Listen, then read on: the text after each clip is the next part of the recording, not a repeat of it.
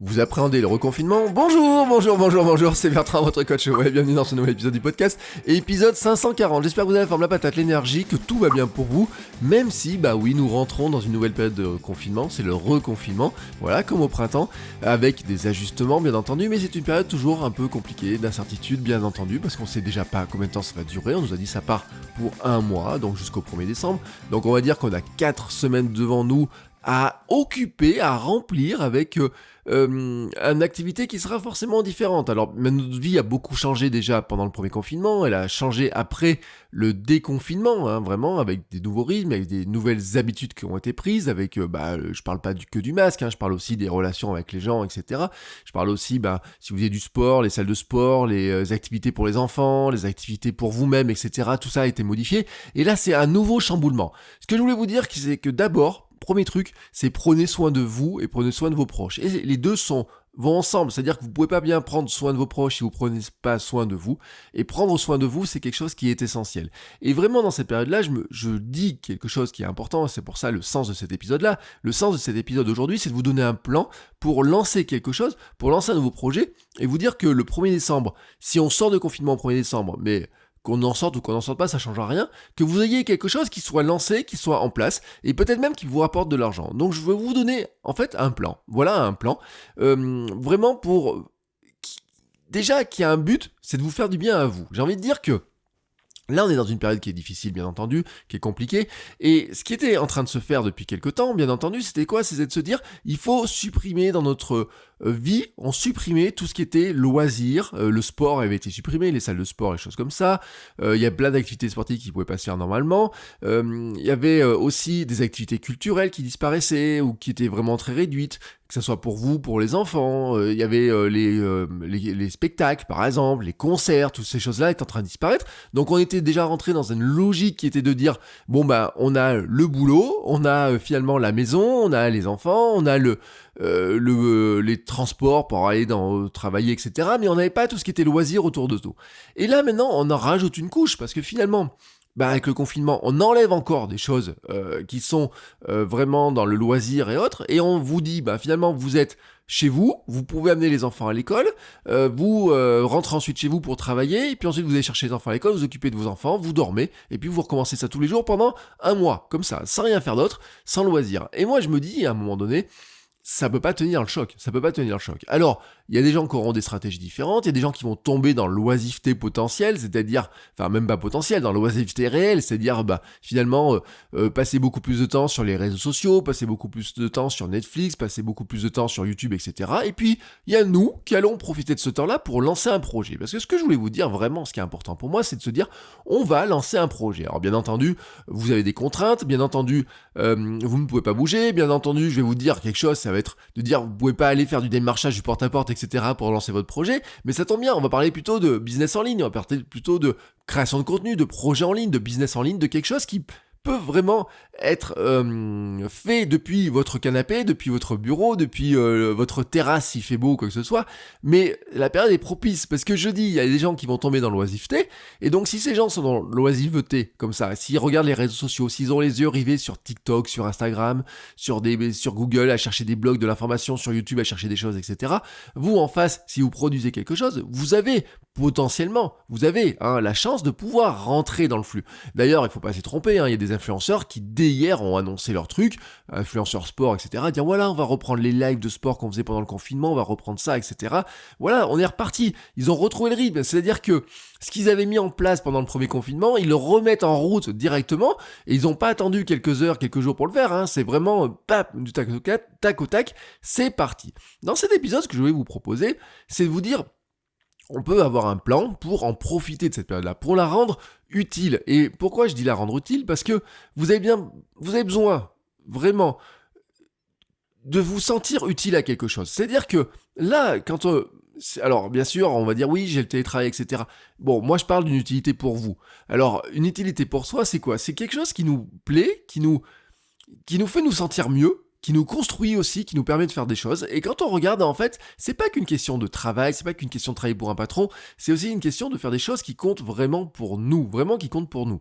Et ce que je voulais vous dire déjà, c'est que dans cette période-là, la première chose à faire, c'est déjà de regarder un petit peu d'analyser un petit peu ce que vous faites, de regarder un petit peu ce que vous faites, et déjà de vous prendre un engagement déjà envers vous-même, c'est déjà de prendre du temps pour vous, d'accepter de prendre du temps pour vous, et de vous dire, oui, je prends du temps rien que pour moi. Ça peut être compliqué, parce que dans certains cas, vous n'avez peut-être pas de pièces séparées, peut-être qu'il y a la promiscuité, peut-être que vous vous dites, mais oui, mais c'est pas le moment ou quoi que ce soit, et pourtant c'est extrêmement important. Je vous le redis, c'est important de vous occuper de vous pour bien vous occuper des autres, c'est important de bien vous occuper de vous pour être mentalement, psychologiquement, en bonne forme, en bonne santé, en bon état d'esprit.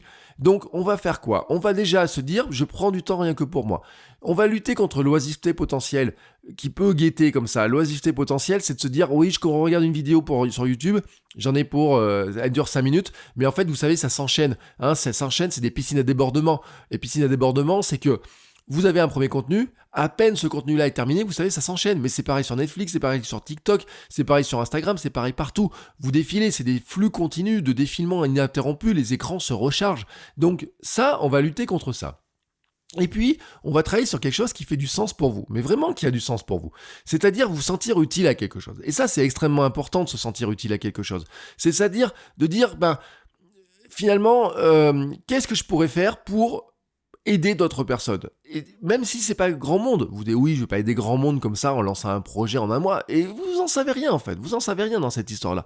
Mais ce que je voulais vous dire là-dedans, c'est de dire, vous allez prendre du temps pour vous, pour construire quelque chose qui fait du sens pour vous, peut-être quelque chose que vous aviez gardé dans un coin de votre tête, peut-être quelque chose qui est dans votre fameuse armoire à regrets, quelque chose que vous allez ressortir en disant, là maintenant, j'ai un bout de temps pour le faire, Et donc, ce bout de temps que vous allez prendre pour le faire, c'est construire quelque chose de nouveau, quelque chose aussi qui va peut-être bâtir les fondations d'un nouvel avenir.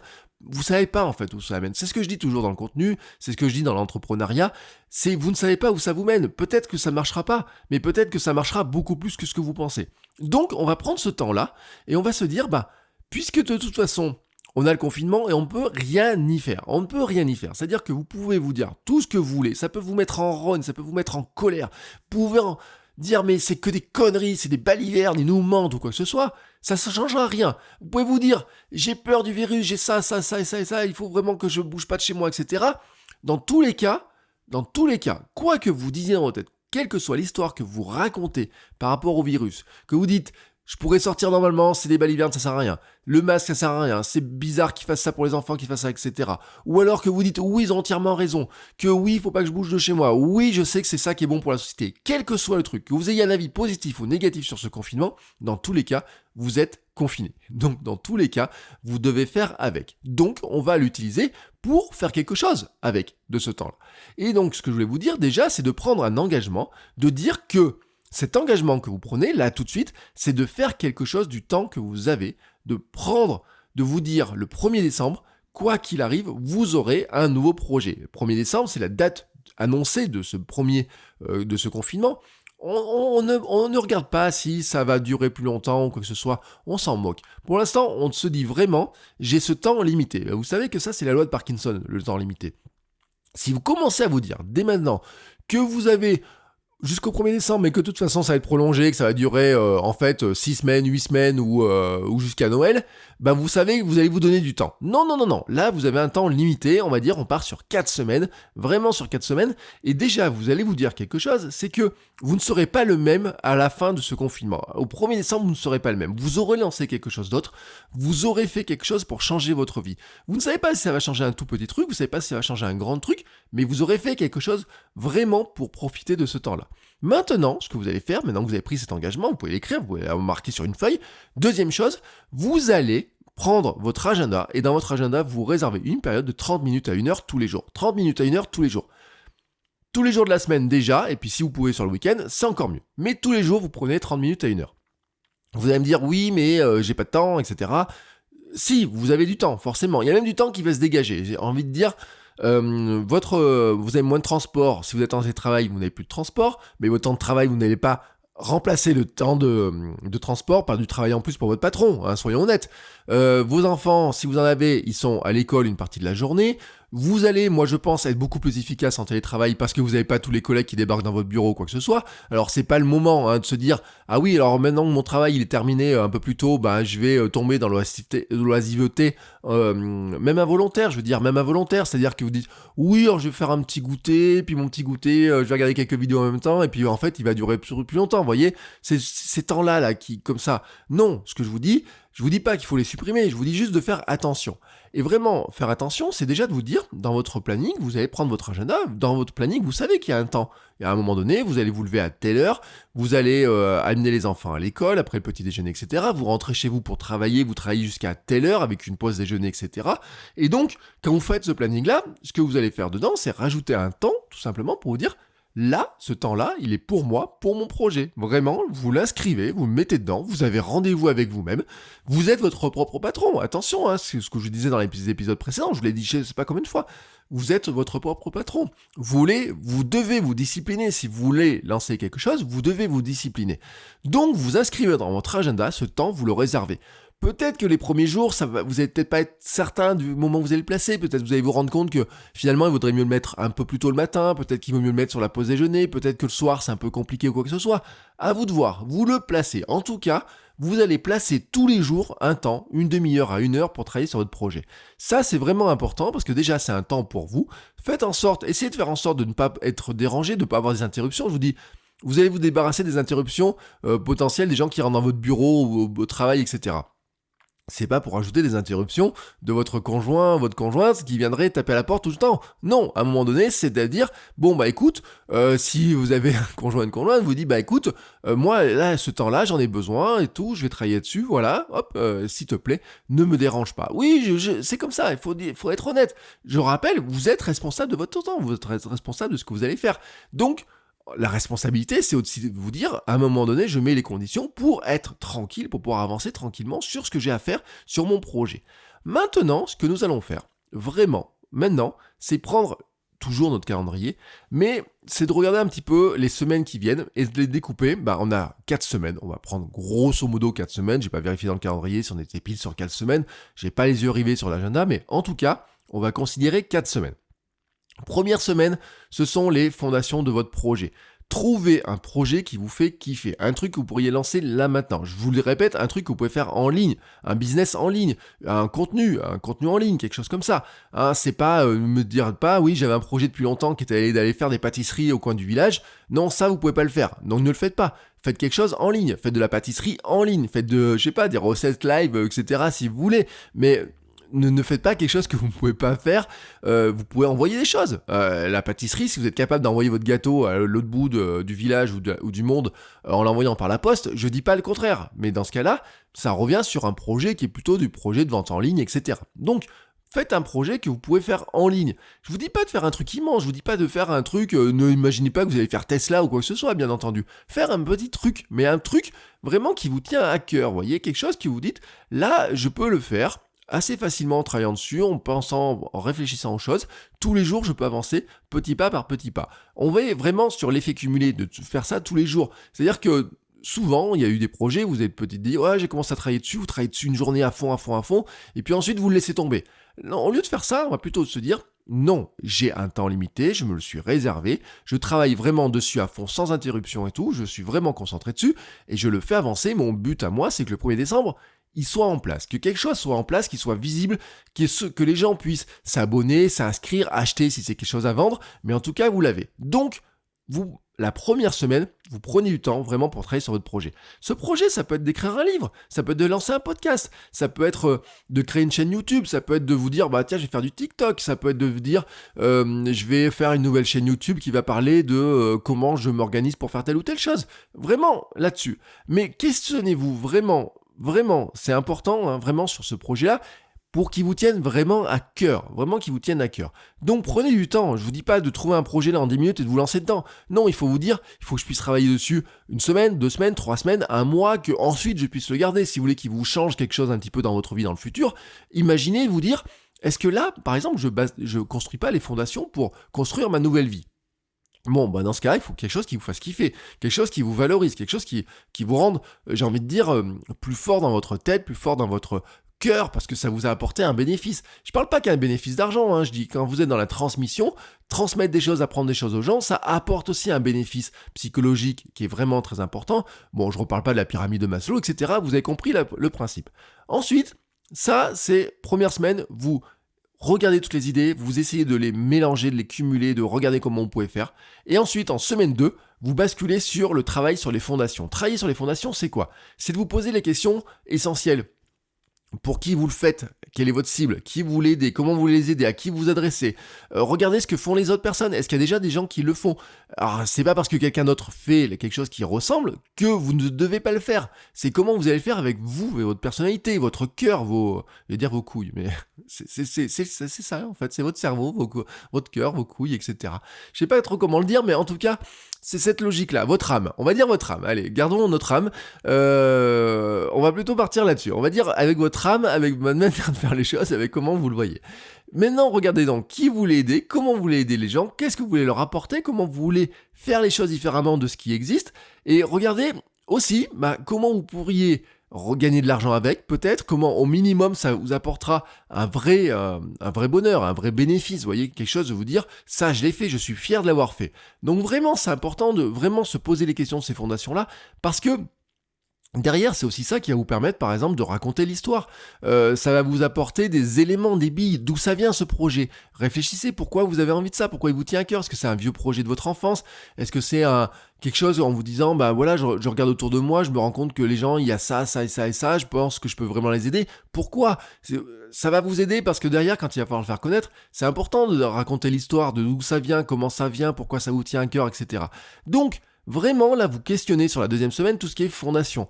Pour qui, pourquoi, un peu le comment, bien entendu, aussi, vous allez le faire, mais surtout le pour qui, le pourquoi ça vous tient à cœur, quelle est l'histoire de ce projet, comment vous l'imaginez, qu'est-ce que vous imaginez que ça peut faire dans la tête des gens, comment vous allez les aider à faire quelque chose avec ça, comment vous allez les aider eux à progresser, comment ça va vous aider vous en les aidant eux, vraiment c'est ça notre logique de créateur de contenu, je vous rappelle. Aider les autres, s'aider soi en aidant les autres, c'est vraiment ça notre logique, notre ADN, vraiment, notre ADN. Donc ça, vous avez, à l'issue de la semaine 1 et la semaine 2, vous avez un projet, vous avez les fondations, vous savez pour qui vous allez adresser, comment vous allez le faire, etc. Maintenant, semaine 3, méthode du contenu minimum viable, c'est vous dire, je lance quelque chose. Sur la semaine 3, je lance quelque chose. Il faut que j'ai quelque chose qui soit en ligne. C'est-à-dire que là, maintenant, vous avez tous les éléments pour avancer et maintenant il est temps de produire quelque chose, de mettre quelque chose en ligne, de l'annoncer, d'en parler aux gens. Ne tombez pas dans les pièges du détail, ne tombez pas dans les pièges du perfectionnisme. Ce qui est important à cette étape 3, c'est vraiment de dire je sors un truc minimum, même si ça pourrait être mieux fait sur certains aspects, même si on pourrait automatiser. Si vous faites un service en ligne et que vous pensez le vendre, bien entendu, il y a peut-être des choses que vous allez devoir faire manuellement parce que vous n'avez pas le temps de programmer une fonctionnalité particulière, vous n'avez pas le temps de mettre en place, je sais pas, vous imaginez un petit service avec une fonctionnalité payante, vous voudriez mettre du paiement en ligne pour que ce soit automatique. À ce stade-là, vous n'allez pas passer du temps là-dessus, vous allez plutôt vous dire, les gens m'enverront un mail, j'en ferai un PayPal, et puis je remettrai le service en ligne, et puis ensuite, plus tard, j'automatiserai si je vois que j'ai des gens qui le font. C'est ça aussi faire un contenu minimum viable, c'est ça aussi faire une entreprise minimum viable. C'est vraiment de se dire, l'essentiel de ça, si j'ai un service en ligne à proposer, l'essentiel c'est le service et de le faire connaître. Si vous voulez faire un contenu, l'essentiel c'est de faire un premier contenu, de le faire connaître et de le montrer aux gens. Donc vraiment, on va chasser tout ce qui est perfectionnisme, on va pas tomber dans ce piège-là d'aller chercher tous les détails et de régler tous les détails, etc., de se poser trop de questions. On va plutôt partir dans l'action, et dans l'action, c'est de se dire, je crée un premier contenu, je crée une première version de mon projet, j'annonce le service que je veux faire, peut-être même, je commence déjà à essayer de le vendre, et surtout, pour amorcer la semaine 4, c'est-à-dire qu'en semaine 4, c'est là où vous allez vous dire, maintenant, je vais le faire connaître, je vais essayer de vendre des produits si j'ai des produits à vendre, je vais essayer de faire vendre, je sais pas, ça peut être des formations, si vous avez imaginé faire un livre, c'est le moment, j'ai envie de dire, de vendre votre livre. En semaine 3, vous pouvez avoir écrit une bonne partie de votre livre. En semaine 4, vous pouvez le vendre. Vraiment, je vous le dis, très clairement, c'est le cas. Vous pouvez le vendre. Vous pouvez, en une semaine, sortir un bouquin. En un mois, mais même en une semaine, vous pourriez le faire, mais en un mois, vous pouvez sortir un bouquin. Ce n'est pas impossible. Je veux dire que si en semaine 1, vous réfléchissez à vraiment l'idée que vous voulez avoir, en semaine 2, vraiment pour qui, pourquoi, et l'histoire, etc. Ça va déjà vous donner beaucoup d'éléments. En semaine 3, vous l'écrivez. Alors bien entendu, il vous faudra peut-être plus qu'une heure par jour pour l'écrire, mais pourquoi pas. En semaine 4, vous pouvez le vendre, c'est possible. Et vous pouvez le vendre, il peut même partir. Alors je sais pas si les fonctionnalités de pression à la demande, tout ça fonctionnera encore, mais en tout cas la version numérique, vous pouvez la vendre sans aucun problème. Vous pouvez vendre un Kindle, vous pouvez vendre un e-book sans aucun problème, vraiment sans aucun problème. Et c'est pas le truc de dire il doit faire 200 pages. C'est peut-être que votre livre ne fera que 10 pages, mais si ces 10 pages sont extrêmement utiles aux gens, il y a des gens qui sont prêts à l'acheter. Je vais vous dire, si vous mettez une méthode qui leur permet de faire quelque chose vraiment facilement et que vous leur proposez ça, même ça sera peut-être quoi pour 2-3 euros, peut-être pour 5 euros, mais si vraiment ça leur est utile, c'est pas la longueur qui est importante, c'est la valeur que vous allez mettre dedans. Donc, la semaine 4, c'est le moment où vous allez faire connaître plus de gens. Peut-être c'est le moment d'acheter une publicité sur Facebook. Et c'est aussi le moment d'avoir des retours sur votre produit minimum viable, sur votre contenu minimum viable. Donc c'est là aussi que les gens vont vous faire des retours, vous allez pouvoir améliorer, affiner, que vous allez pouvoir modifier petit à petit les choses pour que ça colle vraiment avec à la fois l'idée que vous aviez, mais aussi avec ce que les gens en ressentent, parce que vous avez une idée dans votre tête. Tant que vous ne l'avez pas confronté aux gens, à des personnes qui pourraient le consulter, le lire, l'écouter, qui pourraient peut-être acheter les choses, finalement, vous n'êtes pas face au marché, j'ai envie de vous dire. Il y a un marché, il faut rentrer dans le marché. À un moment donné, vous n'allez pas pouvoir le faire du premier coup. Il va falloir tâtonner, il va falloir trouver le bon positionnement, il va falloir trouver le bon message. Parfois, c'est de modifier quelque chose qui vous semble vraiment infime, mais qui pour les gens est vraiment extrêmement important. En tout cas, vous allez profiter de cette 4e semaine pour accélérer là-dessus, c'est-à-dire que vous avez bâti les bases, vraiment bâti les bases, et maintenant à ce stade-là, c'est vous dire je vais affiner, je vais trouver plus de gens qui sont intéressés, je vais le faire connaître, je vous le dis, c'est ce moment-là où vous pourriez aussi avoir un petit peu, peut-être un peu de pub si vous avez un petit peu de budget, etc. Mais en tout cas, la méthode du contenu minimum viable vous permet d'affiner au fur et à mesure. C'est-à-dire que, au lieu de se dire pendant un mois je travaille sur quelque chose et à la fin du mois c'est tout fini, là déjà on est rentré dès la semaine 3, donc la moitié du temps on y a pensé aux choses, etc. On a construit toutes les fondations. En semaine 3 on a bâti le premier élément pour le montrer aux gens, et en semaine 3 et 4 on construit, on publie, on diffuse, on montre, on continue à faire évoluer, pour que finalement, quand vous arrivez à la fin de semaine 4, au bout de la semaine 4, vous avez quelque chose qui n'est pas seulement une idée, vous avez un projet qui est développé, vous avez quelque chose qui est consistant, palpable, j'ai envie de dire. Alors si c'est un livre, c'est vraiment palpable. Si c'est une vidéo, ça peut être regardé. Si c'est un podcast, ça peut être écouté. Si c'est un blog, il peut être lu. Si c'est un service en ligne, les gens peuvent l'acheter. En tout cas, vous avez quelque chose qui est là. Comme ça, qui est là. Vous avez généré un peu de trafic. Dans le trafic, au départ, les premières sources de trafic, je le rappelle toujours, parce qu'on me dit oui, mais c'est long de créer du trafic. Au début, vous avez une boîte mail, vous avez des contacts sur Facebook, vous pouvez envoyer un mail à vos amis, vous pouvez envoyer un mail aux gens que vous connaissez, vous pouvez avoir des relais, si vos amis sont vos amis, ils vont vous aider à relayer, vous avez des amis sur Facebook, vous pouvez partager ça sur Facebook, leur partager, sur Twitter, sur Instagram, vous pouvez partager ça, vous pouvez, ne serait-ce que d'envoyer un mail à quelques personnes en qui vous faites confiance et qui vont vous dire, oui, voilà, j'aime bien, etc. Votre audience minimum viable de départ, c'est pas forcément la terre entière.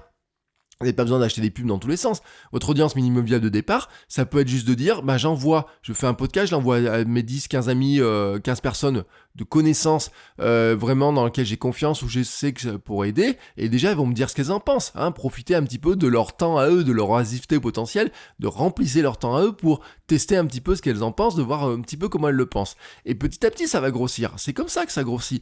J'avais reçu, comment elle s'appelle, Axel, dans un podcast Créer un podcast génial maintenant, qui avait expliqué comment elle a lancé son podcast. Et son podcast, comment elle avait lancé ça, je vous mettrai le lien bien sûr dans la description de l'épisode.